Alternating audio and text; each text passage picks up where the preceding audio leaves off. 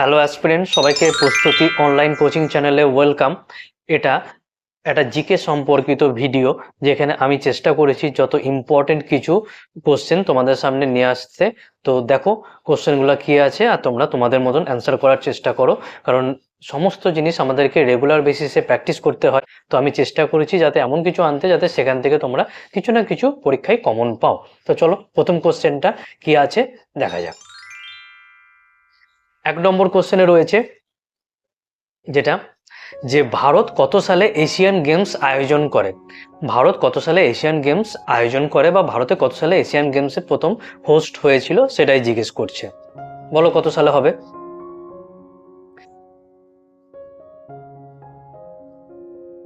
এক্ষেত্রে সঠিক উত্তরটা হয়ে যাবে আমাদের অপশন সি। সঠিক উত্তর অপশন সি, অর্থাৎ 1982 সালে। ঠিক আছে, চলো পরবর্তীটা দেখি। ভারতের প্রথম পরমবীর চক্র প্রাপকের নাম কি? ভারতের প্রথম পরমবীর চক্র প্রাপকের নাম কি? তো এক্ষেত্রে আমাদের সঠিক উত্তর হয়ে যাবে অপশন এ। অপশন এ হয়ে যাবে সঠিক উত্তর, অর্থাৎ সোমনাথ শর্মা। সোমনাথ শর্মা হয়ে যাবে একদম আমাদের সঠিক উত্তর। চলো পরবর্তীটা দেখি। উদ্ভিদ বিদ্যার জনক কে? উদ্ভিদ বিদ্যার জনক কে? তো এক্ষেত্রে আমাদের সঠিক উত্তর হয়ে যাবে অপশন বি, অর্থাৎ থিওফ্রাস্ট। উদ্ভিদ বিদ্যার জনক হচ্ছে থিওফ্রাস্ট। ঠিক আছে, আর প্রাণীবিদ্যা বললে অ্যারিস্টটল হয়ে যেত। চলো পরবর্তীটা দেখি। হুমায়ুনের সমাধি ক্ষেত্র কোথায় রয়েছে? মুঘল সম্রাট হুমায়ুনের সমাধি ক্ষেত্র কোথায় রয়েছে বলো। তো এক্ষেত্রে আমাদের সঠিক উত্তরটা কিন্তু হয়ে যাবে অপশন বি। অপশন বি হয়ে যাবে সঠিক উত্তর, অর্থাৎ দিল্লিতে রয়েছে। পরবর্তী কোশ্চেন, শ্রীশৈলম জলবিদ্যুৎ প্রকল্পটি কোন নদীর গতিপথে গড়ে উঠেছে? শ্রীশৈলম জলবিদ্যুৎ প্রকল্পটি কোন নদীর গতিপথে গড়ে উঠেছে বলো। তো এক্ষেত্রে আমাদের সঠিক উত্তরটা কিন্তু হয়ে যাবে অপশন ডি, অর্থাৎ কৃষ্ণা নদী। কৃষ্ণা নদী, শ্রীশৈলম জলবিদ্যুৎ প্রকল্পটি কৃষ্ণা নদীর গতিপথে গড়ে উঠেছে। ঠিক আছে, পরবর্তী কোশ্চেনটা। বিশ্বের প্রথম ক্রিকেটার যিনি ওয়ানডেতে বা ওডিআই ক্রিকেট ফরম্যাটে 50টি সেঞ্চুরি করেছেন তার নাম কি? খুব ভালো কোশ্চেন, আর পরীক্ষায় এসে গেলে ভুল হওয়ারও চরম সম্ভাবনা আছে। বলো কি উত্তর হবে। তো এক্ষেত্রে সঠিক উত্তর হয়ে যাবে বিরাট কোহলি, অর্থাৎ অপশন সি। সচিন তেন্ডুলকর নয়। সচিন তেন্ডুলকর ওডিআইতে কতগুলা করেছে? 49টা। 50টা নয়, ওডিআইতে 50টি করেছে বিরাট কোহলি। নিম্নলিখিত কোনটি তরঙ্গ দৈর্ঘ্য সবচেয়ে কম? নিম্নলিখিত কোনটি তরঙ্গ দৈর্ঘ্য সবচেয়ে কম বলো। তো এক্ষেত্রে কিন্তু আমাদের সঠিক উত্তর হয়ে যাবে গামা রশ্মি। গামা রশ্মি, অর্থাৎ অপশন সি হয়ে যাবে আমাদের একদম সঠিক, গামা রশ্মি। চলো পরবর্তীটা কি আছে দেখবো। 2011 সালের আদমশুমারি বা সেন্সাস অনুযায়ী ভারতের জনঘনত্ব কত ছিল? ভারতের জনঘনত্ব বা পপুলেশন ডেন্সিটি কতটা ছিল সেটা বলেছে। বলো কত হবে। 12 নম্বর কোশ্চেন আমাদের। এক্ষেত্রে আমাদের হয়ে যাবে অপশন সিটা উত্তর, অর্থাৎ 382 জন প্রতি বর্গ কিলোমিটারে। 382 জন প্রতি বর্গ কিলোমিটারে ভারতের জনঘনত্ব ছিল। কোন জনগণনা অনুযায়ী? 2011, যেটা লাস্ট হয়েছে। ঠিক আছে, পরবর্তী কোশ্চেন কি বলেছে। ভারতের কোন প্রতিবেশী দেশের ভূভাগ সর্ববৃহৎ বলো। ভারতের কোন প্রতিবেশী দেশের ভূভাগ সর্ববৃহৎ, মানে এরিয়া ওয়াইজ ভারতের কোন প্রতিবেশটা বড়? তো এক্ষেত্রে আমাদের সঠিক উত্তর কি হয়ে যাবে? অপশন এ হয়ে যাবে সঠিক উত্তর, অর্থাৎ চীন হয়ে যাবে একদম পারফেক্ট অ্যান্সার। ঠিক আছে না? বেশ, চলো পরবর্তীটা দেখবো।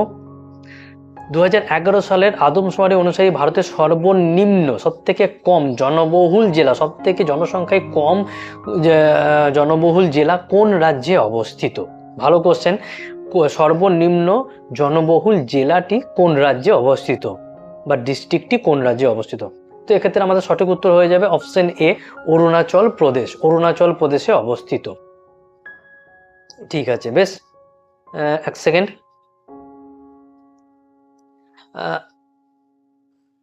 পরবর্তী কোশ্চেন, ডেঙ্গু রোগের জীবাণু বহন করে কে? কোন মশা? ডেঙ্গু রোগের জীবাণু বাহক কোন মশা? তো এক্ষেত্রে আমাদের সঠিক উত্তরটা কি হয়ে যাবে? অপশন এ, এডিস মশা ডেঙ্গু রোগের জীবাণুবাহক।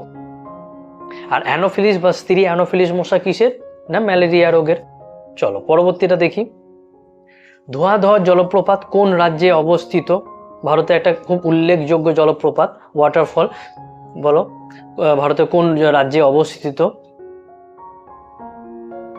তো এক্ষেত্রে আমাদের সঠিক উত্তরটা কিন্তু হয়ে যাবে অপশন বি, অর্থাৎ মধ্যপ্রদেশে অবস্থিত ধোঁয়াধর জলপ্রপাত। চলো পরবর্তীটা দেখব। সিএনজি এর পুরো কথাটি কি? সিএনজি এর পুরো কথাটি কি বলো? গাড়িতে ব্যবহার করা হয় যাতে পলিউশনটা কম হয়। তো এক্ষেত্রে সঠিক উত্তর হয়ে যাবে option D, compressed natural gas. Compressed natural gas CNG পুরো কথা। পরবর্তী কোশ্চেন, যোগ জলপ্রপাত কোন নদীর উপর অবস্থিত? যোগ জলপ্রপাত কোন নদীর উপর অবস্থিত? এক্ষেত্রে আমাদের সঠিক উত্তর হয়ে যাবে অপশন এ, শরাবতী নদীর উপর যোগ জলপ্রপাত অবস্থিত। পরবর্তী কোশ্চেন, কোণারক সূর্য মন্দির কত সালে ইউনেস্কো ওয়ার্ল্ড হেরিটেজ সাইটের অন্তর্ভুক্ত হয়? কোণারক সূর্য মন্দির বা সান টেম্পল যেটা আমরা বলি, কত সালে ইউনেস্কো ওয়ার্ল্ড হেরিটেজ সাইটের অন্তর্ভুক্ত হয়েছে বা তকমা পেয়েছে? বলো। খুব ভালো কোশ্চেন, আমাদের উড়িষ্যা রাজ্যের। এটা খুব ভালো, আমরা পুরীতে বেড়াতে গেলে এখানে অবশ্যই সবাই ভিজিট করি। তো বলো 26-এরটা কি হবে? তো এক্ষেত্রে কিন্তু আমাদের সঠিক উত্তরটা হয়ে যাবে অপশন বি, 1984-এ, 1984 সালে। পরবর্তী কোশ্চেন, এটা প্রিভিয়াস ইয়ার এনটিপিসিতে এসেছে, তো এনটিপিসি যারা দেবে তাদের জন্য এটা ইম্পর্টেন্ট, এগুলোকে দেখা। পশ্চিমঘাট ও পূর্বঘাটে মিলিত হয় নিম্নলিখিত কোথায়? পশ্চিমঘাট ও পূর্বঘাট কোথায় মিলিত হয়েছে বলো? তো এক্ষেত্রে কিন্তু আমাদের সঠিক উত্তর হয়ে যাবে অপশন 2, অর্থাৎ নীলগিরি। নীলগিরি পর্বতে পূর্বঘাট ও পশ্চিমঘাট মিলিত হয়েছে। কোলেরু হ্রদ ভারতের কোন রাজ্যে অবস্থিত? কোলেরু হ্রদ ভারতের কোন রাজ্যে অবস্থিত বলো?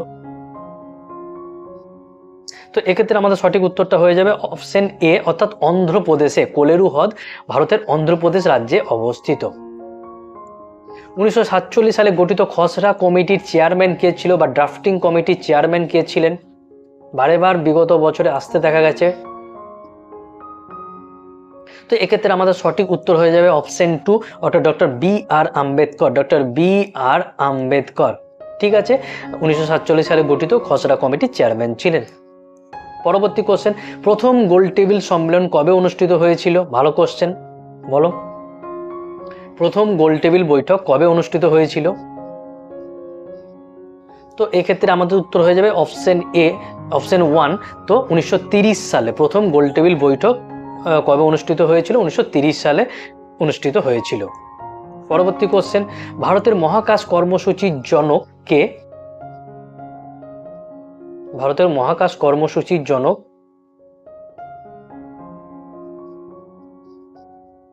তো এক্ষেত্রে সঠিক উত্তরটা হয়ে যাবে কিন্তু অপশন 3, অর্থাৎ বিক্রম সারাভাই। বিক্রম সারাভাই স্পেস রিসার্চ সেন্টারও আমাদের তার নামে অবস্থিত, গড়ে উঠেছে। তো বিক্রম সারাভাই ভারতের মহাকাশ কর্মসূচির জনক, ঠিক আছে।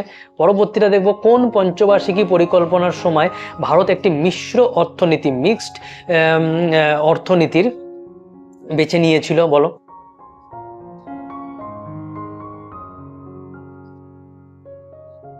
খুব ভালো কোশ্চেন এটা। তো এক্ষেত্রে আমাদের সঠিক উত্তর হয়ে যাবে অপশন 2, অর্থাৎ দ্বিতীয় পঞ্চবার্ষিকী পরিকল্পনায় ভারত একটি মিশ্র অর্থনীতিকে বেছে নিয়েছিল বা মিক্সড ইকোনমিকে বেছে নিয়েছিল। চলো পরবর্তীটা দেখব, ভারতীয় জাতীয় কংগ্রেসের প্রথম মুসলিম সভাপতি কে? ভারতীয় জাতীয় কংগ্রেসের প্রথম মুসলিম সভাপতি কে হয়েছিলেন বা সভাপতিত্ব কে করেছিলেন? তো এক্ষেত্রে কিন্তু আমাদের সঠিক উত্তরটা হয়ে যাবে অপশন 2, অর্থাৎ বদরুদ্দিন তয়াবজি। বদরুদ্দিন তয়াবজি ভারতের জাতীয় কংগ্রেসের প্রথম মুসলিম সভাপতি, ঠিক আছে। চলো পরবর্তীটা দেখব, একটি ধনাত্মক চার্জযুক্ত আয়নকে বলা হয়, একটি ধনাত্মক চার্জযুক্ত আয়নকে কি বলা হয়? খুব ভালো কোশ্চেন, পরীক্ষায় আসলে ভুল হওয়ার সম্ভাবনা যদি এই জাতীয় কোশ্চেন আমরা না দেখে থাকি। তো এক্ষেত্রে হয়ে যাবে 4, অর্থাৎ ক্যাটায়ন। ধনাত্মক চার্জযুক্ত আয়নকে বলা হয় ক্যাটায়ন। ভারত কবে প্রথম পারমাণবিক বোমা পরীক্ষা করে?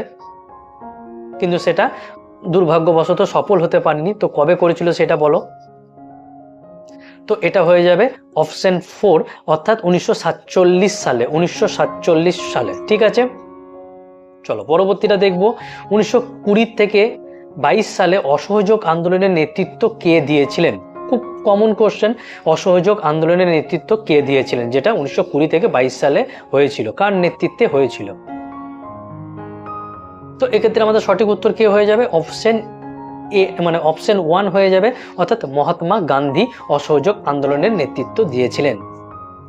নিম্নলিখিত কোন ধরনের দূষণের কারণে শ্বাসতন্ত্রের বিভিন্ন রোগ হয়? এটা একটু মাথা খাটালে এই জাতীয় কোশ্চেনগুলোকে বলা যাবে। শ্বাসতন্ত্রের রোগের সঙ্গে কি সম্পর্ক? শব্দ দূষণ তো কোনোদিনও নয়, জল দূষণও সম্ভাবনা নাই, ভূমি দূষণও নয়, তাহলে কোনটা হয়ে যাবে? 3 নম্বরে বায়ু দূষণ। চলো পরবর্তীটা দেখব। একটি কম্পিউটারে দূরবর্তী লগ ইন সুবিধা কি? দূরবর্তী থেকে লগ ইনের সুবিধা কে দিয়ে থাকে বলো। তো এক্ষেত্রে আমাদের সঠিক উত্তর হয়ে যাবে অপশন 3 নম্বরে যেটা রয়েছে, টেলনেট। টেলনেট দূরবর্তী থেকে লগ ইনের সুবিধা দিয়ে থাকে আমাদের কম্পিউটারকে।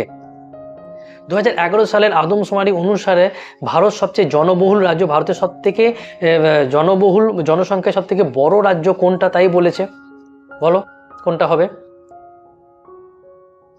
তো এক্ষেত্রে আমাদের সঠিক উত্তর হয়ে যাবে উত্তরপ্রদেশ। উত্তরপ্রদেশ হয়ে যাবে সব থেকে জনবহুল রাজ্য। চলো পরবর্তীটা দেখব। রাওলাট আইন কত সালে পাস হয়েছিল? রাওলাট আইন কত সালে পাস হয়েছিল? জালিয়ানওয়ালাবাগ হত্যাকাণ্ডের সঙ্গে সম্পর্কিত। তো অপশন 2 হয়ে যাবে 1919 সালে। 1919 সালে, 19 নম্বরের প্রশ্ন, 1919 সালে, ঠিক আছে। বেশ, কি না রাওলাট আইন পাস হয়েছিল। চলো পরবর্তীটা দেখব। খাদ্য শৃঙ্খলের তৃতীয় শ্রেণীর স্তরে নিচের কোনটি রয়েছে? তৃতীয় শ্রেণীতে, খাদ্য শৃঙ্খলের তৃতীয় শ্রেণীর স্তরে নিচের কোনটি রয়েছে? খাদ্য শৃঙ্খল যেটা এরকম ভাবে রয়েছে, একটা পিরামিড থাকে, তো নিচে কোনটা রয়েছে তৃতীয় শ্রেণীতে? গৌণ খাদক হয়ে যাবে অপশন 3। উৎপাদক নয়, কিন্তু গৌণ খাদক হবে, ঠিক আছে। তো বেশ, খিলাফত আন্দোলনের নেতৃত্ব কে দিয়েছিলেন? খুব common question are very very important একটা কোশ্চেন বলা যায়। খিলাফত আন্দোলনের নেতৃত্ব কে দিয়েছিলেন বলো। তো এক্ষেত্রে আমাদের সঠিক উত্তর হয়ে যাবে অপশন 1, অর্থাৎ শওকত আলী আর মোহাম্মদ আলী। শওকত আলী এবং মোহাম্মদ আলী, ঠিক আছে। নিচের কোনটি সঠিকভাবে মিলছে না বলো। নিচের কোনটিতে বাকিগুলো সব মিল রয়েছে, একটাই কেবল মিল নেই, সেটা কোনটা হয়ে যাবে? তো এক্ষেত্রে আমাদের সঠিক হয়ে যাবে অপশন 3, তেহিরি বাঁধ। এটা মহারাষ্ট্র না, এটা হয়ে যাবে কিসে না উত্তরাখণ্ডে।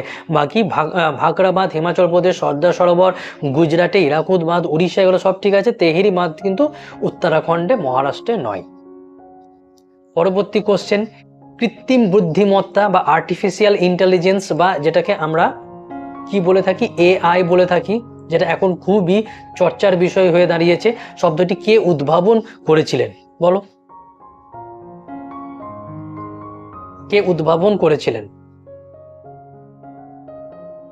তো এক্ষেত্রে সঠিক উত্তরটা কি হয়ে যাবে?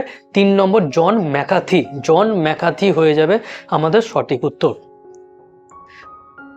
ভারতের সংবিধানে কোন অনুচ্ছেদগুলি ইউনিয়ন অ্যান্ড ইটস টেরিটরি সম্পর্কে বলা হয়েছে?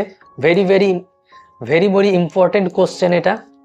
ভারতের কোন অনুচ্ছেদে ইউনিয়ন অ্যান্ড ইটস টেরিটরি সম্পর্কে বলা রয়েছে? অনুচ্ছেদ বা পার্টে বলা রয়েছে বলো। তো এক্ষেত্রে আমাদের সঠিক উত্তর হয়ে যাবে অপশন 2, অর্থাৎ 1 থেকে 4 নম্বর আর্টিকেলে আমাদের ইউনিয়ন অ্যান্ড ইটস টেরিটরিগুলো সম্বন্ধে বলা রয়েছে। পরবর্তী কোশ্চেন,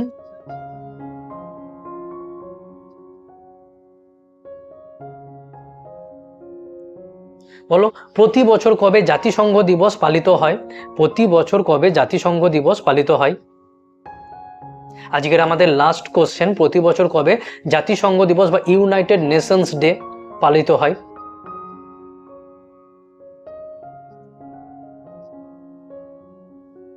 তো এক্ষেত্রে আমাদের সঠিক উত্তরটা কিন্তু হয়ে যাবে অপশন